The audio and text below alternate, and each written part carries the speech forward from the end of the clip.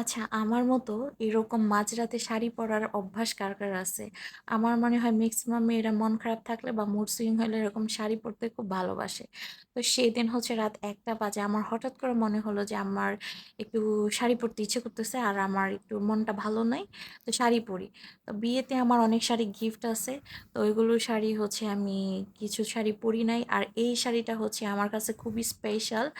কারণ এইটা আমার হাসব্যান্ড অনলাইন থেকে স্পেশালি আমার জন্য অর্ডার করছে আর সে হচ্ছে এই শাড়িটা আমাকে ফার্স্ট রোজার দিন গিফট করছিল। তো এই শাড়িটা যখন রাখার পরে দেখি যে এটা থেকে অনেক পাথর পড়ে যাচ্ছে যে স্টোনগুলা। তো সেজন্য হচ্ছে আমার এত মানে ইচ্ছে করতেছিল না কখনো পরার। তো ভাবলাম যে আজকে অন্তত পরে আমার হাসব্যান্ডকে একটু সারপ্রাইজ দিই। সে দেশের বাহিরে চলে গেছে, একটু ভিডিও কল করব। আর নয়তো বেচারা ভাবতেছে যে আমি একটা শাড়ি গিফট করলাম, আমার বউ এখনো পরলোই না। শাড়ির ব্লাউজটাও বানাই নাই। তো শাড়ির সাথে কি ব্লাউজ ম্যাচ হবে, তো ভেবে দেখলাম আচ্ছা সাদা দিয়ে পরা যায়। তো সেই জন্য হচ্ছে আমি এই ব্লাউজটা পরলাম। আর হালকা একটু সাজবো যেহেতু গরম আছে।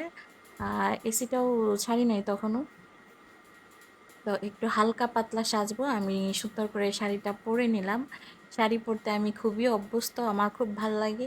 দ্যাটস ওয়াই হচ্ছে আমার এত প্যারা লাগে না শাড়ি পরতে।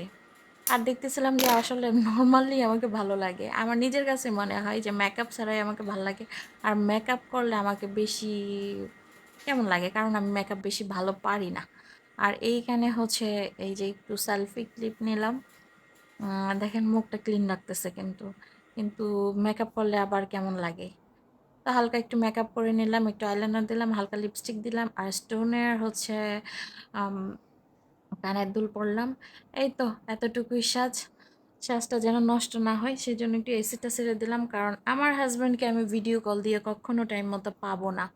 সে হচ্ছে ড্রাইভিংয়ে ব্যস্ত থাকবে। এই হচ্ছে তার অভ্যাস, ফোন দিতে দিতে ধরবে না। তো অবশেষে সে ফোন ধরলো, সে ভিডিও রেকর্ডটাও করতে পারি নাই। আর এদিকে হচ্ছে আমি কিছু ভিডিও ক্লিপ নিয়ে নিচ্ছিলাম, যেহেতু পরবর্তীতে এগুলো আমি রিলস আকারে দিব।